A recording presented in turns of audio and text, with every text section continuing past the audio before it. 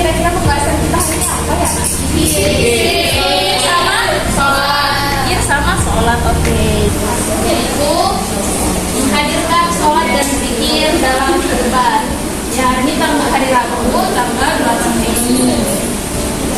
Menghadirkan sholat dan zikir dalam kehidupan ya, Islam.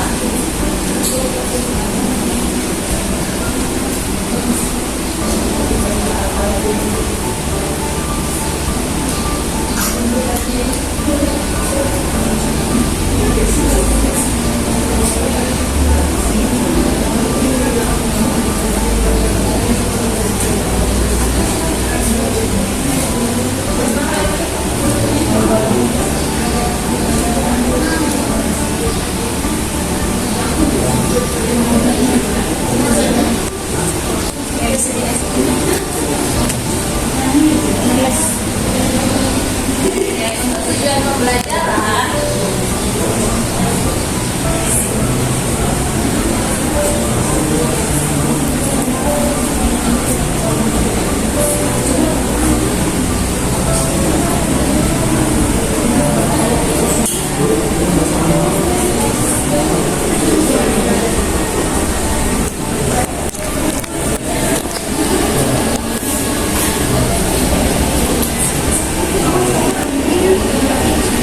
siswa dapat menyebutkan apa kira-kira? Cara zikir dan hikmah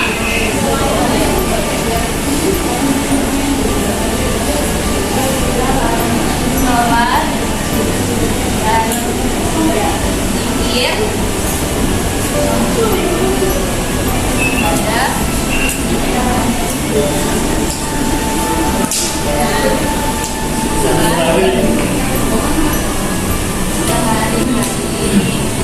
Oke, memasuki pembahasan yang pertama.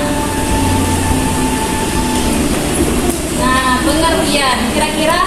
Kira-kira pengertian sholat apa, Nana? Ada yang tahu? Menyembah. Oke.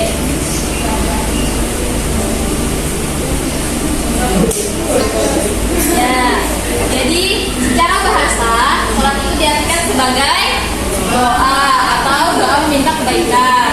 Nah, secara istilahnya sholat itu kita pahami sebagai semua perkataan dan perbuatan yang dimulai dari takbiratul ihram dan diakhiri dengan salam.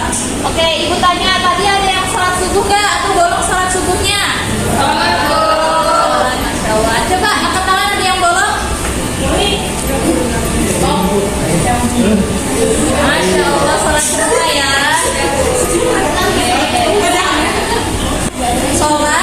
Sholat itu hukumnya apa, Nana Ibu? Nah, terus sholat ini masuk rukun Islam yang keberapa? Berapa kali? Nah, pintar. Oke, selanjutnya adalah zikir.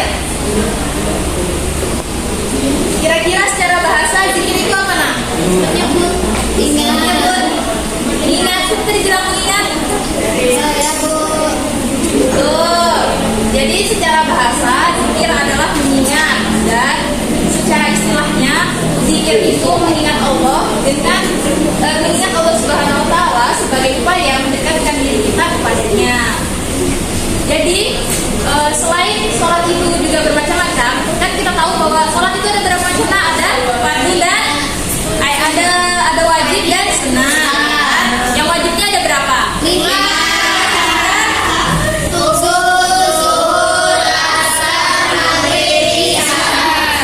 Oke, untuk sholat sunnahnya seperti qobliyah dan ba'diyah seperti itu. Ya, dan selanjutnya karena tadi juga ada jenis-jenis sholat, maka zikir pun begitu. Ada juga macam-macam atau jenis-jenis cara kita berzikir. Lanjut. Bagaimana cara berzikir? Ibu kasih kata ayo, siapa yang bisa? Ibu kasih cluenya. Zikir itu ada 3. Siapa yang bisa jawab? Coba satu. Zikir dengan apa? Ada yang tahu? Bisa, betul. Coba di next. Yang pertama urutannya adalah zikir dengan hati. Maksud zikir zikir dengan hati itu yaitu cara kita bertafakur atau merenungkan ciptaan Allah Subhanahu wa taala. Nah, dengan kita bertafakur atau merenungkan ciptaan Allah ini hingga timbul dalam hati kita bahwasanya Allah lah zat yang maha paling kuasa. Ini ibu contohkan, anak-anak ibu pernah nggak melihat pemandangan yang indah? Contoh melihat gunung, melihat pantai. Nah itu kira-kira kalau anak-anak ibu semua datang ke sana melihat keindahan alam itu, apa yang terbesit di pikiran anak-anak ibu? Masya Allah, semua ya. Masya Allah, tabarakallah, luar biasa ya Allah ciptaanmu gitu kan. Nah itu dengan kita mengucapkan seperti itu termasuk zikir anak-anak. Jadi dengan itu kan kita merenungkan gitu. Masya Allah indahnya ciptaanmu ya Allah. Gunung yang begitu tinggi kok bisa ya Allah gitu. Pokoknya dengan merenungkan, dengan kita bilang Masya Allah ciptaanmu ya Allah indahnya, itu kita termasuk berzikir. Zikirnya dengan cara apa tadi? Ya, oke, yang selanjutnya yaitu zikir dengan ucapan. Coba zikir dengan ucapan ini siapa yang tahu?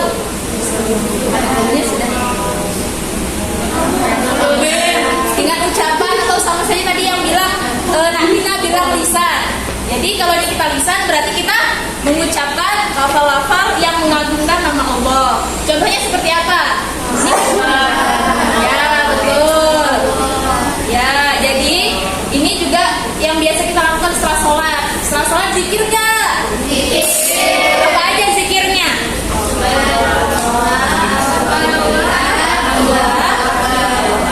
Ya. Jadi selain yang kita ketahui zikir yang tiga tadi setelah sholat, membaca Al-Quran itu juga termasuk zikir. Jadi yang anak-anak ibu semua misalkan habis pulang dari sekolah ngaji nggak? TPA nggak? Oh nggak ada TPA di rumahnya. Oh tapi belajar ngaji sama siapa jadinya nak? Sama mama. Belajar ngaji kan berarti. Jadi kita membaca Al-Quran itu juga termasuk berzikir, yaitu zikirnya secara lisan atau dengan ucapan. Selanjutnya adalah ada juga sholawat. Ada yang pernah ikut sholawatan? Kayak kemarin kami sholawat, prinsip sholawat, atau pengajian semacamnya yang nanti di dalamnya ada bersolawat. Nah itu kalian juga termasuk zikir dengan ucapan. Lanjut yang ketiga yaitu zikir dengan perbuatan. Ya jadi maksudnya zikir dengan perbuatan ini yaitu menaati perintah dan menjauhi larangannya. Menaati perintah contohnya seperti apa nak? Pintar, nasab, seperti sholat. Kalau menjauhi larangannya? Zina. Betul. Apalagi yang paling mudah nih? Pacaran.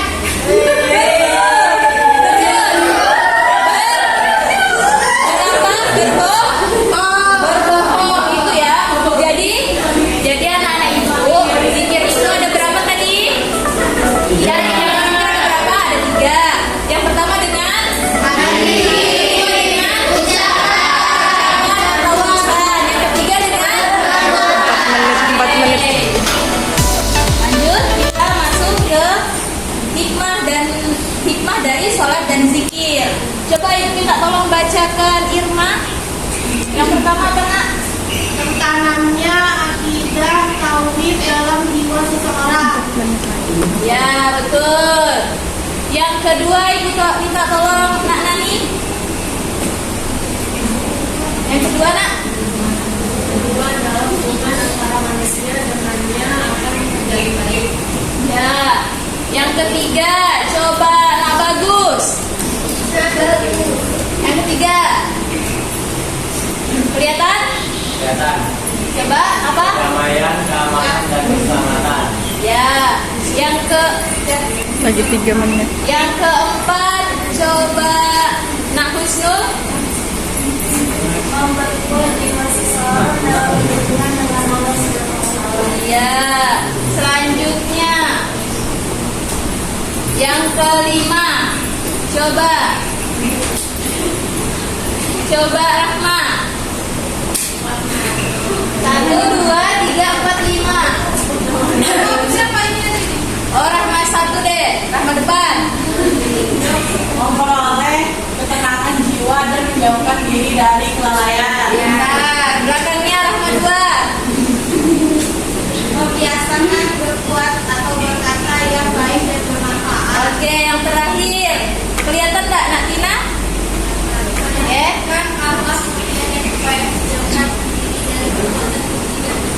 Akhlak mulia contohnya seperti apa, nak? Menjaga salah. Ya, habis itu amanah, jujur, itu ya akhlak mulia. Nah, jadi ada 7 hikmah dari sholat dan berzikir. Yang pertama tadi tertanamnya akidah dan tauhid dalam jiwa kita. Kedua, hubungan kita dengan manusia itu akan berjalan dengan baik. Terus menciptakan kedamaian, keamanan, keselamatan untuk kita. Selanjutnya, memperkuat jiwa seorang dalam hubungan Allah Subhanahu wa taala. Jadi hubungan kita dengan Allah itu bisa memperkuat dengan kita sholat dan zikir tadi. Karena sholat itu kan memang wajib. Nah, dan juga kita dianjurkan untuk berzikir. Selanjutnya kita memperoleh ketenangan sehingga menjauhkan kita dari perbuatan yang maksiat atau kelalaian. Selanjutnya membiasakan kita untuk berbuat baik atau berkata baik dan bermanfaat. Terakhir, menumbuhkan akhlak mulia dan upaya menjauhkan diri kita dari perbuatan yang keji dan mungkar. Oke, sampai sini ada yang belum dipahami ya, anak ibu? Sudah paham? Masya Allah. Ya, ibu mau masuk ke sesi bertanya ya. Tadi ibu tanya udah paham katanya. Sekarang ibu mau bertanya. Ini gambar apa? Kira-kira ini termasuk cara berzikir atau tidak? Iya. Cara berzikir seperti apa? Cara berzikirnya dengan apa tadi, Nak? Betul, dengan hati. Jadi dengan hati itu kita melihat pemandangan atau ciptaan-ciptaan Allah, atau misalkan ada teman kita yang luar biasa mendapat prestasi yang maupun apa, pokoknya semua ciptaan Allah yang kita lihat terus kita renungkan siapa ciptaan Allah. Nah, itu termasuk dengan zikir dengan hati. Coba contoh selanjutnya. Nah, kalau ini apakah termasuk contoh berzikir? Iya. Ini masuk ke cara berzikir bagian mana? Perbuatan ya, Iya. Ini gambarnya apa? Betul. Coba selanjutnya. Ini apa? Berawat ya, pemandangan kan? Ini termasuk cara berzikir nomor berapa? Macam yang keberapa? Ya, cara berzikir pertama apa tadi, Nak? Betul, lanjut. Nah, ini gambar apa ini? Jahilin temannya. Ini termasuk enggak? Cara berzikir enggak? Cara yang baik itu, cara berzikir yang benar itu tadi apa, Nak? Membantu, ya, menolong. Habis itu pokoknya semua yang baik itu kita dengan menjauhi menaati perintahnya dan menjauhi larangannya itu termasuk perbuatan cara berzikir dengan perbuatan. Jadi ini tidak termasuk ya. Oke, lanjut. Kalau ini bertopeng, bermuka 2, berbohong. Nah, kira-kira berbohong termasuk cara berzikir tidak? Ya, betul. Yang benar kita harusnya seperti apa? Harus berakhlak mulia. Apa tadi berakhlak mulia? Jujur, ya, amanah, ya. Oke. Nah, selanjutnya untuk hikmah sholat. Ayo, ada yang nyatat nggak tadi? Ibu minta tolong sebutkan 2 aja deh. 2 aja. Hikmah dari sholat dan zikir apa? Coba ada yang tahu? Coba, bagus. Damai, aman. Ya, menciptakan kedamaian, keselamatan dan keamanan. Betul. Satu lagi. Masya Allah, betul. Nah, terus yang ketiga ada yang tahu lagi? Kedamaian sudah tadi. Terus memperoleh ketenangan jiwa hati. Ya, betul. Oke, ibu lagi sekali lagi. Untuk cara berzikir ada berapa, Nak? Ada.